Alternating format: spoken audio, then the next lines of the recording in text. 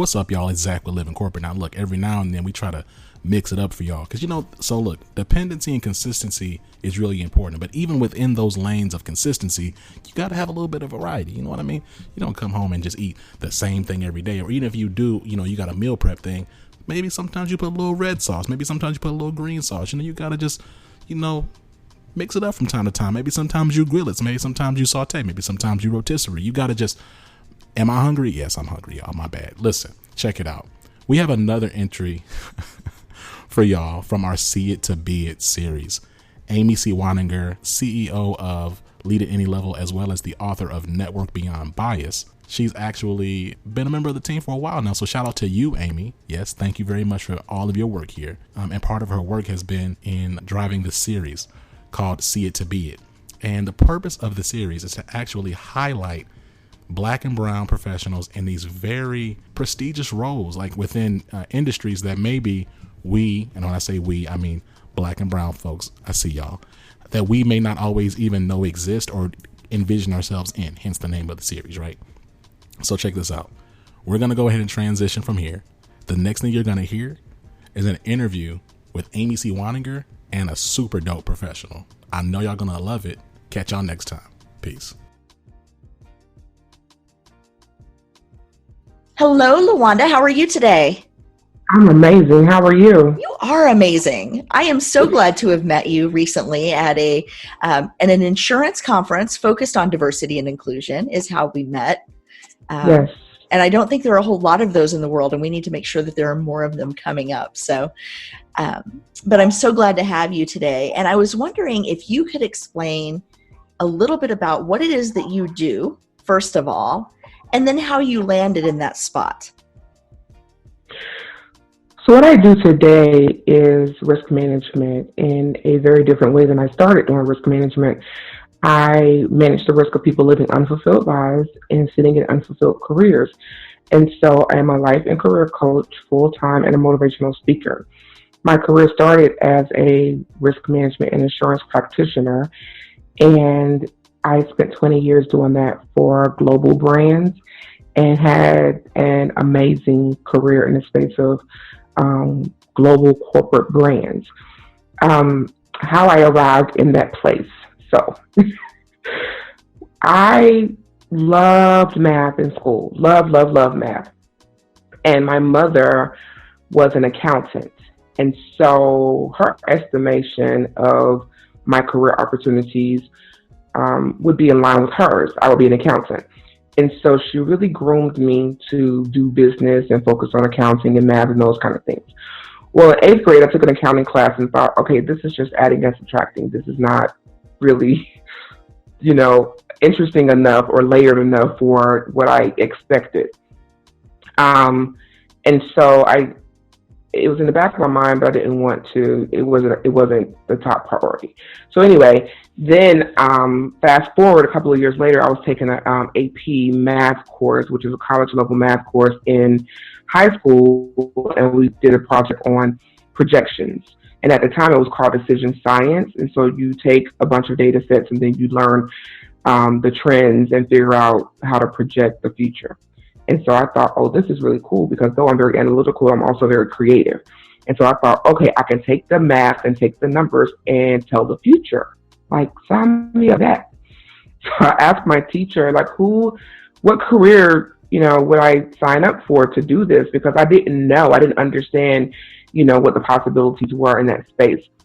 And Gregory Wright, my math teacher, one of my favorite teachers, told me actuaries are the people that do this work. And I thought, okay, well, great.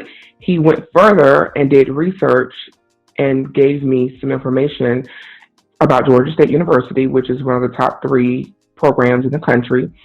And I was familiar with Georgia State already because my mother attended Georgia State University and I had attended some summer classes there for gifted students. And so I was very familiar with Georgia State, and it just made sense to me that, okay, I would go to Georgia State and be an actuary. And so that was my initial major. And then I did like an intern for a day with some actuaries. And while I loved the work, I didn't think my personality would fit into the work environment. And so I went to my counselor and said, hey, love the work, think it's interesting, great, wonderful. However, it's important that I don't have to sit in a space where my whole being is not welcomed and invited. And so I asked for alternatives. Again, curiosity, what are my menu of options? And so she said to me that risk management was in the same field, and I would work with more people, and I would be the actuaries would actually be hired by risk managers. And if I understood a baseline of what actuaries do, then I could be a very thoughtful risk manager and engage with them in a meaningful manner. And so I thought, cool. And also all my credits transfer. So all the classes that I had taken already would transfer into risk management. So I thought, great, this is a win-win. And so I pivoted and changed my major to risk management. And it has been an amazing career. That's awesome. So I wanted to ask just a couple of follow-up questions on that. Sure. So I sat with the actuaries and I thought, oh, this isn't for me, right? There are parts of me that wouldn't fit in this world. Can you tell me a little bit more about that? So I was a room full of old white men, and I have nothing against old white men. There are quite a few in my life that I love dearly and appreciate. However, they weren't warm and fuzzy. They weren't welcoming. I have a lot of personality, if you can't tell.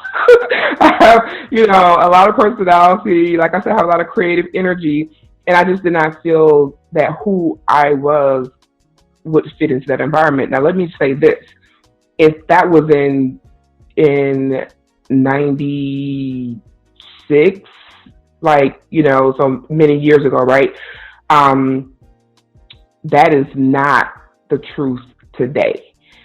Because today, business has evolved to not only understand the importance of the numbers, but also be curious about how we're arriving at the numbers.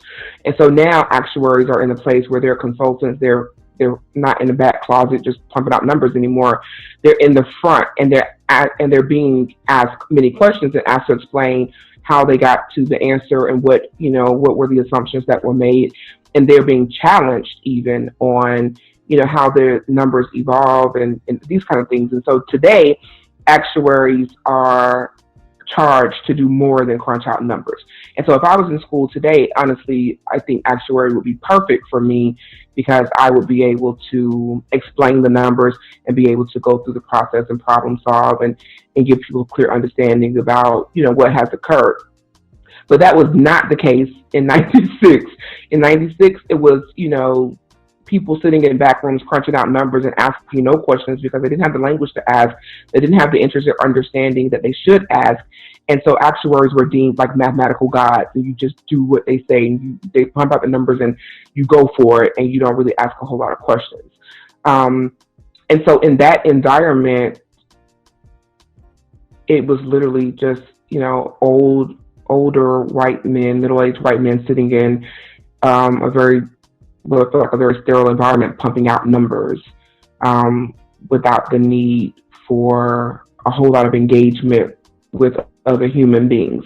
It was the computer and their numbers. Mm-hmm. And so I talked recently with Rosie Zelinskas. I don't know if you know her. But she's an underwriter, and she followed very similar path to yours, where she wanted to be an actuary because she loved math and wanted to dig into the math, and then learned that, I can't talk if I'm in this room, right? Like there's not enough space for me to actually have a conversation with a human being. And so she went into underwriting, and I was wondering if you could explain a little bit about the difference between the role of the risk manager and the role of the underwriter, because I think those are things that outside the insurance industry are not very, there's kind of a blurry line there. Right. So risk management is a discipline, and insurance is a tool used within that discipline. So though we're talking about the insurance industry, understand that risk management gets kind of thrown into that world, but risk management is a discipline unto itself. Insurance is a tool used by risk managers. And so ultimately, risk managers and similar professionals are the corporate consumer of insurance, and the corporate manager of all risk, upside risk and down risk. And so you focus on processes and the people, the product, the brand, all these things that could potentially be compromised in a way that brings adversity to the company or to the brand in some way. And then you mitigate that risk. And you do that through several different tools. Insurance is one of those tools that you can use. And so as it relates to the insurance industry, the risk manager is the corporate consumer. And so they make the decisions around buying insurance, what insurance to buy, and make sure that they package the risk and exposures to the insurance industry in a way that is correct and equitable, so that the pricing can be fair and it can make financial sense for all the stakeholders involved. So that's what the responsibility for a risk manager is. The underwriter works with the insurance companies, and their responsibility is to look at the exposure presented to them by the risk managers through the broker and price it in a way that makes sense for based on everything that's being done, mitigation efforts, processes and procedures, and the trends in the industry, because insurance is a pooling tool. And so what is everybody else doing that's similarly situated to you? And so they do the analysis to say, okay, here's your risk, here's your exposure. How does this measure in the grand scheme of all the other risk and exposure that's similar? And then they price it. And so that's what the underwriter does. And they price it for two reasons. One, to be fair, but then also to be profitable for the company that they work for. Okay. Thank you for making that distinction. I think it's interesting. I think within the insurance industry, I've talked to a lot of people within the insurance industry for this series, because that's where my network is primarily. Right. And talked to a lot of people in the underwriting space and that sort of thing. But I think you're the first risk manager, which is kind of on the buying side of insurance, that I've had in this series. But you mentioned that insurance is one tool. And I would imagine that as a risk manager, you have to be incredibly strategic as well as analytical and creative, because you're looking not just at environmental risks or property exposures and that sort of thing in terms of your business. You're looking at things like reputational risk. Do we have the right people on staff? Do we have the right marketing campaigns? Are we developing the right products? Is that pretty close to correct? Yes, you're looking at the whole picture of the organization, and you're doing a 360 analysis of risk for the entire company. And insurance is just one tool, and there's so many other opportunities to engage to mitigate risk. Because we're in the business because stuff happens, so stuff is going to happen. It's just a matter of managing that and mitigating the downside risk and maximizing the upside risk. So yes, you have to be analytical, you have to be creative and strategic, and you have to have really good partners and alliances to make that happen, because you're sitting in the company looking from your perspective, but you have to kind of, have eyes outside and in different angles. So you work with other departments, the legal department, engineers, the creatives in the company that are doing product development and research and things of that nature, and just have an ear and an eye on everything to make sure that people are operating in an environment where they're considering the risk. Okay. Thank you so much for that. And I want to share with our listeners, one of the things that, if I can say this without, I don't mean to offend you in any way, and I hope I don't scare you, but one of the things that you said that just absolutely made me fall in love with you is that when at this conference you were talking about the corporate box, and how difficult it can be for someone. And like you said, you have a lot of personality, right? You have so much to offer. And you said you got tired of fitting yourself into that corporate box. And so now after 20 years, you've gone out to work for yourself and to help other people. And I was wondering if you could explain just a little bit about what you meant about fitting in the corporate box and what it feels like now that you're out of that and you've been able to expand. Oh, wow. Oh, that could take a whole hour. No, I'll keep it brief. So the corporate box, as I define it, is a place designed for being and acting and showing up in the way that corporate expects you to do. And that depends on the corporation that you work for, and I work for quite a few. And so most companies, particularly large companies, because they are so large, they're very much about checking the box. Okay, we put you here to do this, and this is what we need you to do, and not really avail themselves to being open.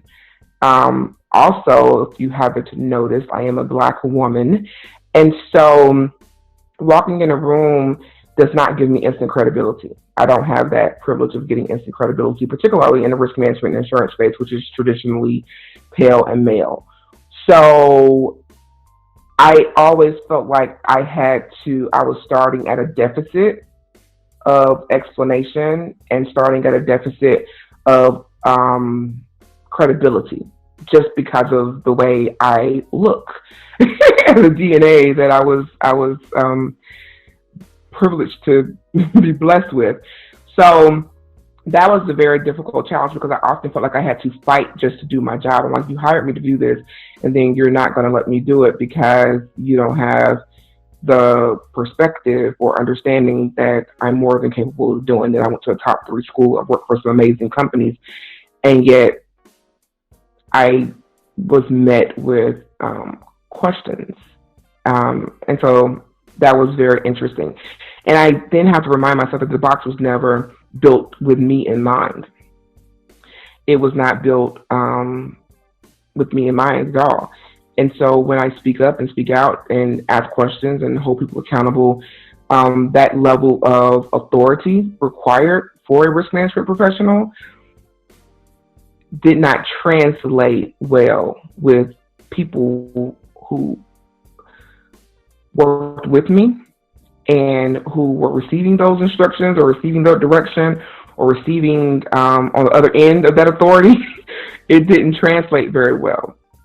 And so that's unfortunate, because ultimately I would like to think and hope that we all had the same goals in mind to make sure that we're protecting the company and protecting outcomes and making sure that all the people are safe and that, the products are operating as they should and that as they are intended to, and not, causing any problems for any consumers and things of that nature. So the lack of focus on the main ultimate job and allowing corporate environment, allowing the fact that I'm a Black woman to impede accomplishing, I think, was my challenge, because I'm a type A personality. I'm very passionate about what I do, and I want to get the job done in an operation or in a place of excellence, in a spirit of excellence.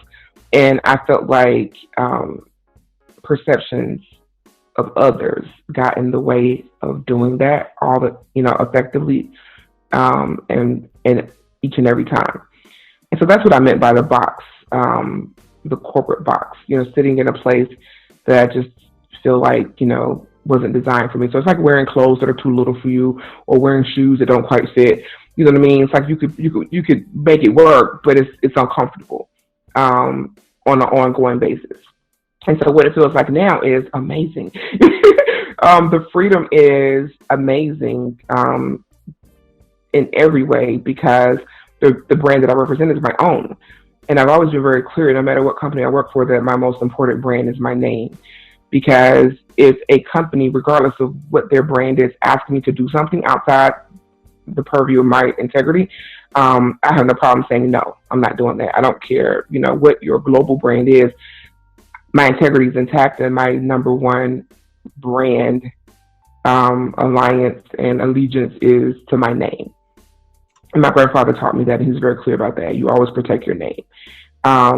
And so I've done that. I haven't always been very popular for doing that, but I have done that, and that's one of the things I'm most proud of in my career. That I don't feel obligated to lean to corporate politics at the expense of my integrity or at the expense of my own personal brand. And that's what I teach my clients. And so on this side, I represent my brand. I can speak very candidly and fluidly about the experiences that I've had in corporate, and hope that corporate hears me from this side in a clearer manner and in a more open manner, so that they can solve and salve some of the challenges, particularly in the insurance and risk management discipline. So they can solve some of the challenges as it relates to diversity and inclusion in a very real way. And hold themselves accountable and hold the processes accountable for working the way they say they should work. And so putting a policy in place and inviting diversity and inclusion for the sake of brand management is one thing, but actually doing the work and training people to show up in that space in an open way to say that I'm going to be a prudent individual and a prudent practitioner, and it doesn't matter how the person sitting across the table from me looks, loves, prays, or pees, because that doesn't matter. How I look, love, pray, or pee does not have anything to do with my ability to manage risk effectively and to show up in a discipline, in a space of excellence. So there's absolutely room to grow, and I hope to be a catalyst for the industry and be a candid voice for the industry to help them in that endeavor to, not just give lip service to diversity and inclusion and equity, but to actually do the work and hold the middle managers accountable for showing up in a real way to affect change in a efficient and sustainable way. Mm-hmm. I think that's beautiful. And I have used not nearly as eloquent language as you just did to explain my departure from my corporate job as well. There were changes that I saw that needed to be made, and the role that I was in was too small to make those changes and to affect those changes. And I was only seen a certain way because of the role that I held. And I knew that I had more to contribute, but I couldn't do that from inside. I had to go out to come back in. Right. And so I really appreciate your perspective on that. I think it's so valuable and so important. And so I want to give you a chance to speak to who is your target client right now as a coach, and what is it that you can help people do in their careers or for themselves to manage the risk that comes with having a career? Right. So the sweet spot are young professionals, because I think a lot of young professionals show up with a lack of understanding for corporate languaging and being able to navigate that space. I specialize in transitions, so the transitions can range from college to career readiness all the way through retirement, because all those transitions matter. And I'm really good at helping people navigate transitions when you're particularly super vulnerable during transitions, and you may need someone to kind of give you some perspective and help you understand your menu of options and explore possibilities in that way. And so anybody navigating, career transitions would be an ideal client. But I will say that my sweet spot will be young professionals. They tend to gravitate to me because I'm super candid, and I think I do a good job of giving them the tools that they need to show up whole and show up confidently. Because confidence is, it's a complement and a catalyst to anything, to any human. So I work with all people to give them an understanding of being super confident when they walk in the door, and in an authentic way. And so not walking in like arrogant, like everything at 22, because clearly you don't. But being confident in what you do know and in what you do bring to the table, and being able to package that in a meaningful way, and in a way that adds value to the experience of the organization. And so that's my sweet spot. And in addition to individuals, I also work with organizations and universities. So I do workshops for students quite a bit, and most of that is college to career readiness, and helping them explore different kinds of careers, non-traditional career paths that they may not have known of, or that may be evolving and emerging as technology evolves and emerges in general. So I work with schools in that endeavor, and then I work inside corporations to help them make sure that their teams are working effectively and working, competencies is one thing, but if you don't work well together based on how people source their energy and how they show up in the space, then that can, cause some deficiencies in the workplace. And so I'm certified predictive index practitioner, and that's an assessment tool that I use to help people understand how to work well together in teams and optimize teams within organizations. And so those would be my main clients. So any professional individual, any organization, and universities. Excellent. Thank you. And where can people find you?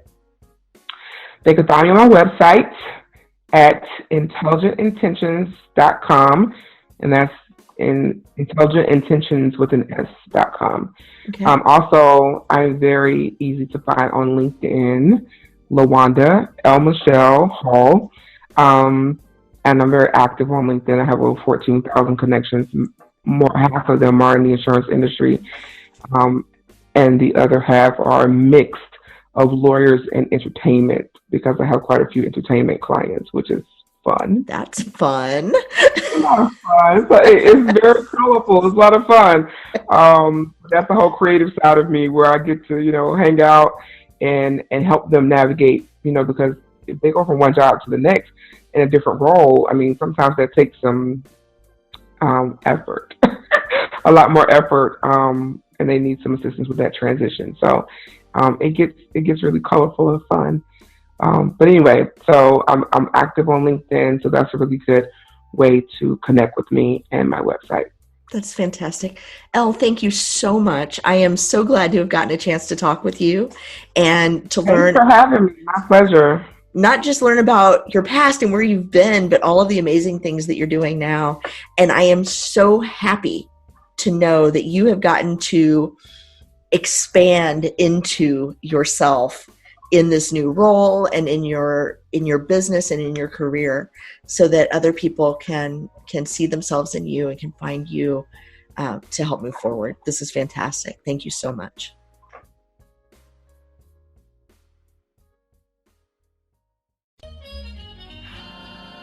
Living Corporate is a podcast by Living Corporate LLC.